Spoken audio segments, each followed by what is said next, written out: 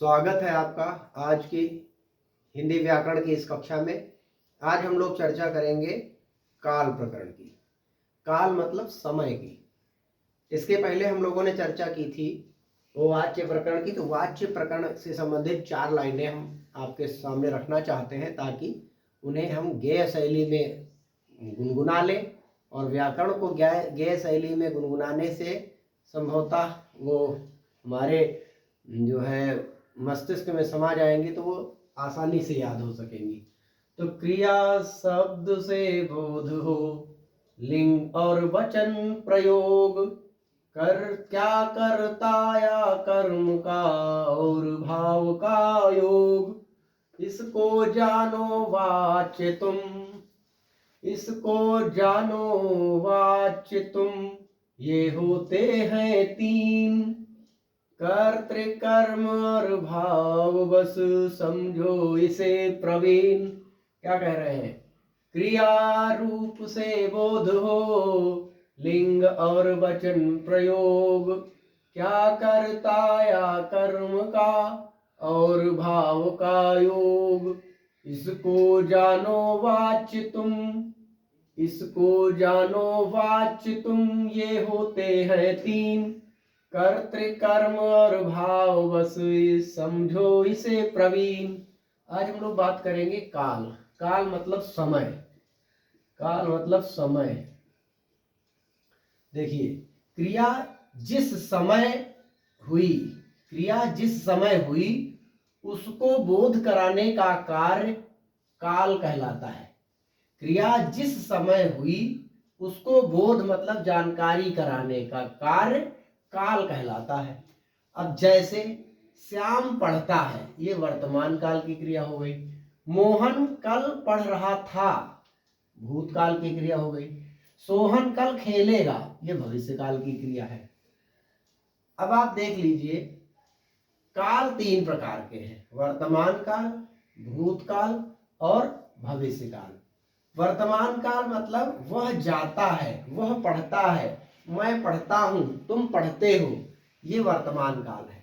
भूतकाल, सीमा पुस्तक पढ़ी, सीमा ने, यहां देखिए, सीमा ने पुस्तक पढ़ी, तुमने पुस्तक पढ़ी, तुम कल आए, तुम कल आए, या मनोज परसों आया था, सोहन कल मोटरसाइकिल से गया था।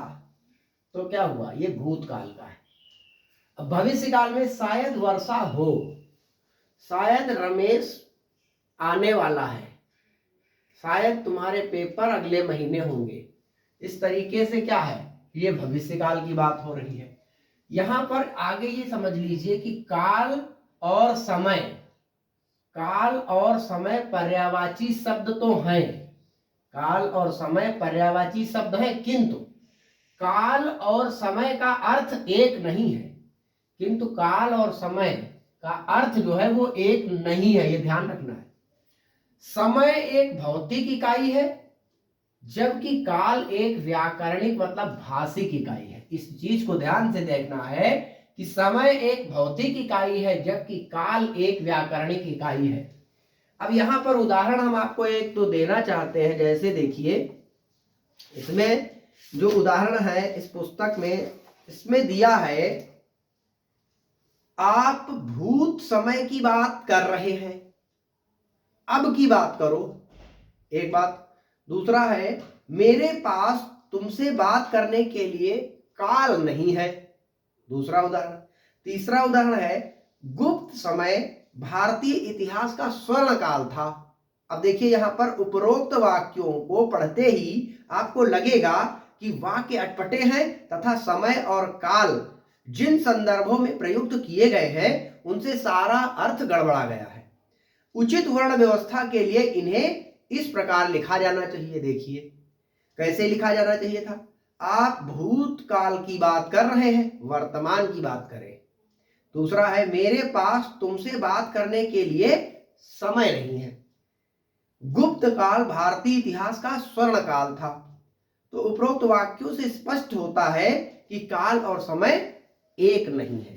काल और समय दोनों का अर्थ अलग है। कुछ क्रियाएं हो चुकी हैं, कुछ हो रही हैं और कुछ होंगी। इनके लिए क्रमशः है, था तथा गा गी गे काल सूचक चिन्हों का प्रयोग किया जाता है। यहां ध्यान देंगे, है मतलब वर्तमान, था मतलब भूतकाल की बात, गा आएगा, जाएगा, खाएगा, पिएगा, गा गी ये आएगी, जाएगी इत्यादि क्या हो गया, ये हो गया आपका भूतकाल के बाद ये हो गया भविष्य काल का, था हो गया भूतकाल का और है वर्तमान काल का। तो ये काल सूचक चिन्हों का प्रयोग किया जाता है। इनसे हम पता लगाते हैं कि वर्तमान काल का कोई भी हम पद देख रहे हैं, कोई शब्द देख रहे हैं, कोई वाक्य देख रहे हैं, या भविष्य काल का या भूतकाल का, इनमें से हम किस काल की बात कर रहे हैं ये बात तभी पता चलेगी जब हम किसी वाक्य को देखेंगे। तो उम्मीद करते हैं कि आज का ये प्रकरण आपको अच्छे से समझ में आया होगा। इसे पुनरावृत्ति करने के लिए अपने नोट्स में लिख लीजिए और इसको 2-3 बार इस वीडियो को देखिए। हम उम्मीद करते हैं कि ये प्रकरण आपको आसानी से समझ में आएगा। धन्यवाद, आज के लिए इतना ही।